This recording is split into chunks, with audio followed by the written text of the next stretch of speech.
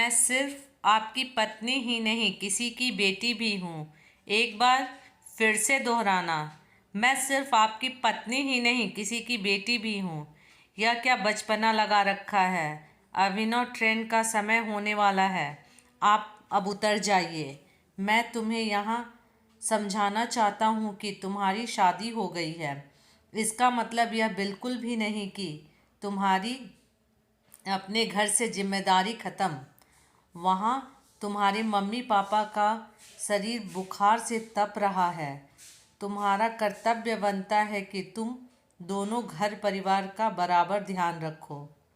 Train की seat पर तनाव से भरी पत्नी शीतल का हाथ नज़ाकत से सहलाते हुए अभिनव ने कहा, जी समझ गई, अब उतर जाए, वरना मेरे साथ साथ आप भी रायपुर पहुंच जाएंगे। फिर मेरी बेटी का ध्यान कौन रखेगा। देखिए, गाड़ी चलने लगी है। अचानक अपने माता पिता की तबीयत खराब हो जाने से परेशान शीतल चंद मिनटों में अपने मायके के लिए रवाना होने लगी। उनकी 5 साल की बेटी परी इतने दिन बिना उसके पहली बार अकेली रहेगी, यह सोचकर उसका कलेजा पहले से ही छटपटा रहा था। तुम निश्चिंत होकर जाओ, यहाँ की चिंता मत करना, मैं सब संभाल लूँगा।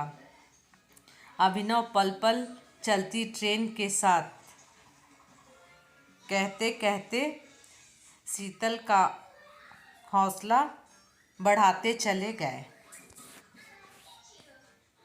के भरोसे माँ जी बाबूजी की जिम्मेदारी छोड़ के जा रही हूँ। उन्हें मेरे अनुपस्थिति में कोई तकलीफ़ नहीं होनी चाहिए। मुरझाए चेहरे लिए शीतल बेबसी से अभिनव की ओर देखते हुए कहने लगी, तुम परेशान मत हो, पहुंचकर फ़ोन करना। अभिनव के पैर अब तेज़ रफ्तार पकड़ती ट्रेन के सामने कमज़ोर पड़ने लगे और वह वहीं थमकर उसे अपना हाथ दिखा विदा करने लगा। ठीक है, आप अपना ख्याल रखना। भरी आंखों से शीतल अभिनव के ओझिल होते तक उसे निहारती रही। वापस अपने सीट पर बैठ मन ही मन वह प्रकृति को धन्यवाद देने लगी। क्या यह उन्हीं का आशीर्वाद है कि कुल 4 बहनें होने पर भी आज उसे अपने परिवार में एक बेटा ना होने की कमी नहीं खल रही थी। उसे उन क्षण बचपन से सुनते आए अपने माता पिता को वो चुभन भरे ताने एकाएक याद आने लगा। बिना बेटे बहू के आपका बुढ़ापा कैसे बीतेगा। ये बेटियां तो अपनी अपने ससुराल में व्यस्त हो जाएंगी। आपकी ज़रूरत के समय उनसे आपके साथ खड़े रहने की उम्मीद लगाना बेकार की बात है। वे अपने ससुराल का ध्यान रखेगी या अपने मायके का। सास ससुर पति बच्चों की जिम्मेदारी से खाली होगी तब ना आ पाएगी। अगर ससुराल वाले ही मना कर देंगे तो वो घर में महाभारत रचाकर उनका आना मुमकिन होगा। अपनी दूसरी व्यवस्था करके रखिएगा, वरना आगे चलकर बड़ी मुसीबत का सामना करना पड़ेगा। पर आज अभिनव का ऐसा रूप देखकर उसका मन भर आया। शुरुआत में भी छोटी मोटी बात पर मायके जाने की उसकी जिद को नज़रअंदाज कर दिया करते थे। उसे भी महसूस हुआ कि बाकी जीजू की तरह अभिनव को भी उसका मायके बराबर जाना पसंद नहीं। फिर धीरे धीरे शीतल ने ही उनसे कहना बंद कर दिया। अब मुश्किल से केवल साल में एक बार जाने का मौका मिल पाता था। आज घर वालों की इस कठिन परिस्थिति में भी उनके पास कोई भी बहन मौजूद नहीं हो पा रही थी। सब अपनी अपनी समस्याओं में उलझी हुई थी। यह बताने पर कि उसके माता पिता ने अपनी काम वाली बाई को पूरे दिन के लिए रख लिया है तो अभिनव को यह बात बिल्कुल अच्छी नहीं लगी। उन्होंने तुरंत कहा कि हो या बेटी, अगर ज़रूरत पड़ने पर उनके खुद के बच्चे सहारा ना बन सके तो फिर किस काम के। उसे बिना बताए तुरंत उसने अकेले का टिकट कटाकर अगले ही दिन भेजने का फैसला कर लिया। यह देख उसे बहुत आश्चर्य हुआ। अगर उसे आज अभिनव और अपने सास ससुर का साथ ना मिलता तो शायद वह भी ना उनके पास पहुंच पाती। की जिद थी कि वह मायके जाकर उनका तसल्ली से इलाज पानी करवाकर ही लौटे। उसने जब सास ससुर उनकी और परी का हवाला दिया तो अभिनव कहते हैं, तुम्हें इस घड़ी में उनके साथ होना चाहिए। मैं मानता हूँ कि तुम्हारे बिना कुछ दिन मुश्किल होगी, पर फिर सब मैनेज हो जाएगा। यह कहना उनके लिए शायद आसान होगा, पर जब करेंगे तब समझ पाएंगे कि इस कभी ना खत्म होने वाली जंग में दो पल का चैन नहीं मिलता कि अगली जंग फिर सामने खड़ी होती है। इतना भी सोच विचार नहीं किया कि अकेले सब कैसे संभाल पाएंगे। वह बखूबी जानती थी कि उसकी गैर मौजूदगी में सबको कितनी तकलीफ उठानी पड़ेगी। उसकी बेटी के हजार खाने के नखरे, सास ससुर की डायबिटीज़ और ब्लड प्रेशर की समय पर दवाई की याद, सबका फरमाइश खाना पीना, घर का नाश्ता, भाई का काम देखना आदि आदि, इन सब के लिए उन्होंने ऑफिस का काम भी करना होगा। ट्रेन की खिड़की के बाहर सीट में अपनी गर्दन टिकाए वह खुले आसमान में बादलों को अटखेलियाँ करते हुए देख यह सब सोच रही कर यही मनाती रही कि माँ बाप जल्दी ठीक हो जाए और वह अपने ससुराल समय से वापस लौट आए। विचार करते उसकी रात गुजरती रही और अगली सुबह स्टेशन पर उतरते ही ऑटो पकड़ अपने घर के लिए रवाना हो गई। उसने अपने घर में आने की जानकारी नहीं दी थी, वरना वे लोग उसे आने के लिए मना कर देते। घर पहुंची नहीं कि उसे देख माँ ने सवालों का सवाल बिछा दिया। शीतल, तुम्हें आने की क्या ज़रूरत थी? और परी कहाँ है? मम्मी, मैं अकेले आई हूँ। अभिनव उसे संभाल रहे हैं, आस पड़ोस के लोग और बाई भी। तुम अपनी गृहस्थी क्यों बिगाड़ कर आई हो? वहाँ तुम्हारे सास ससुर हैं, उनका ध्यान कौन रखेगा?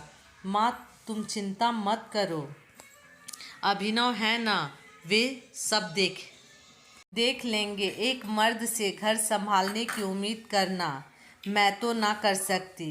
अब आ गई है तो तुम्हें खुश होना चाहिए। बेटी, आज हम दोनों को कोई डॉक्टर को दिखाना है।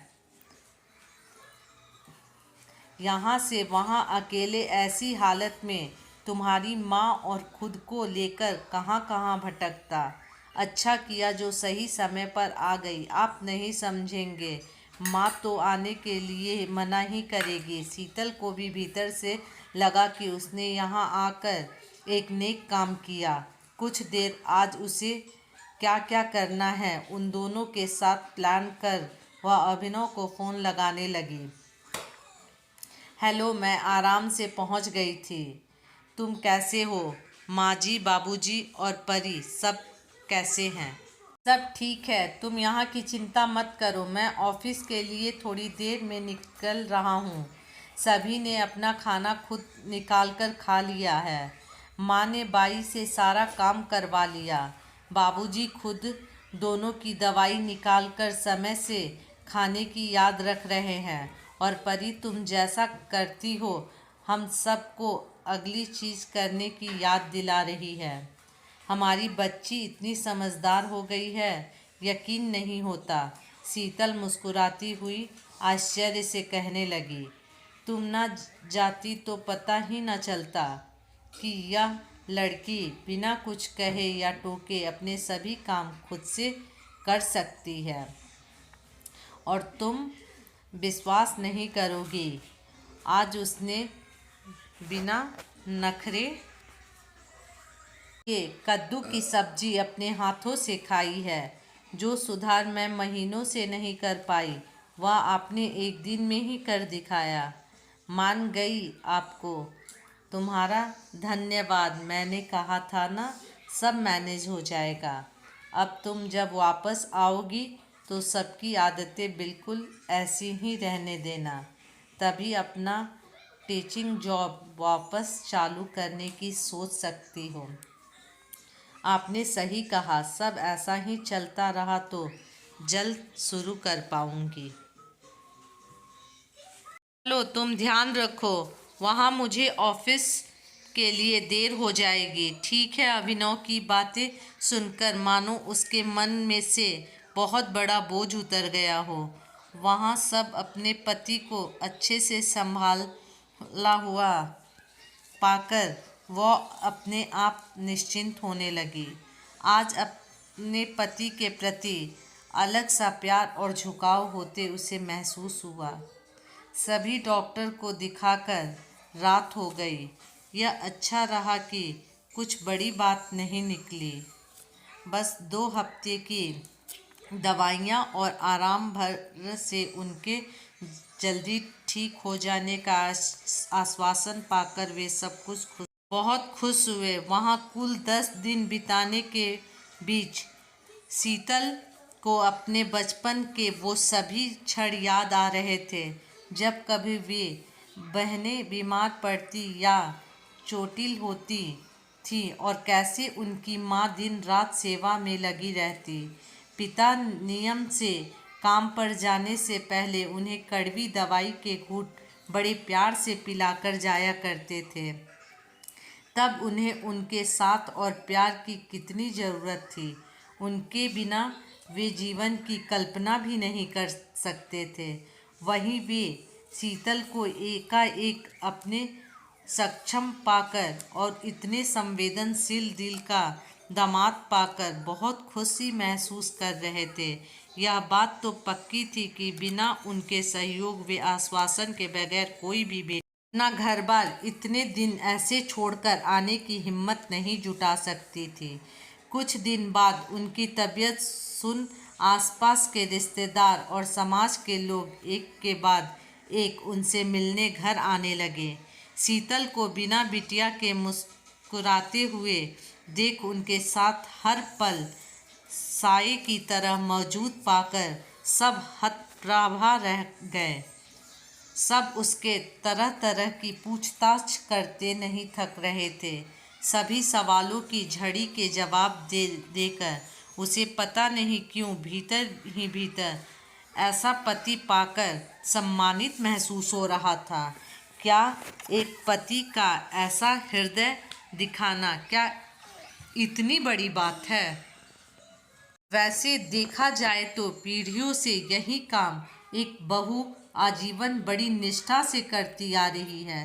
क्या तब भी औरों के लिए एक औरत का इतना त्याग करना इतना ही अदाकारी कार्य माना जाता है? खैर, माता पिता ने हर किसी के सामने प्रफुल्लित हो अपने दामाद की प्रशंसा करते हुए कहने लगे, उन्होंने ही जिद कर शीतल को हमारे पास अकेले यहाँ भेजा और अगली ही ट्रेन से इतने दिनों के लिए हमारे पास निश्चिंत हो हमारा ख्याल रख रही है। तो फिर क्या था? सब ने केवल बात दोहराई, भाई दामाद हो तो ऐसा, भाई दामाद हो तो ऐसा। जब एक लड़की की शादी हो जाती है तो उसे बस घर की बहू के रूप में ही क्यों देखा जाता है? जिन्होंने उसे जन्म दिया, पाला पोसा, पढ़ाया लिखाया, अपने कलेजे का टुकड़ा समझा, हर सुख दुख में चट्टान की तरह साथ दिया, इतने संस्कार और सामंजस्य की घुट्टी पिलाई कि वह ससुराल जाकर एक आदर्श बहू की उपाधि प्राप्त कर सके। फिर ऐसा क्यों होता है कि किसी मुश्किल घड़ी में या बुरा वक्त आने पर उसे उसके ही जन्मदाता से पराया की तरह बर्ताव करने के लिए दबाव डाला जाता है। इस बात को क्यों अहमियत नहीं दी जाती कि वह एक पत्नी, बहू, माँ के साथ साथ किसी की बेटी भी है। दोस्तों, यदि मेरी कहानी अच्छी लगे तो लाइक, सब्सक्राइब, शेयर ज़रूर करें।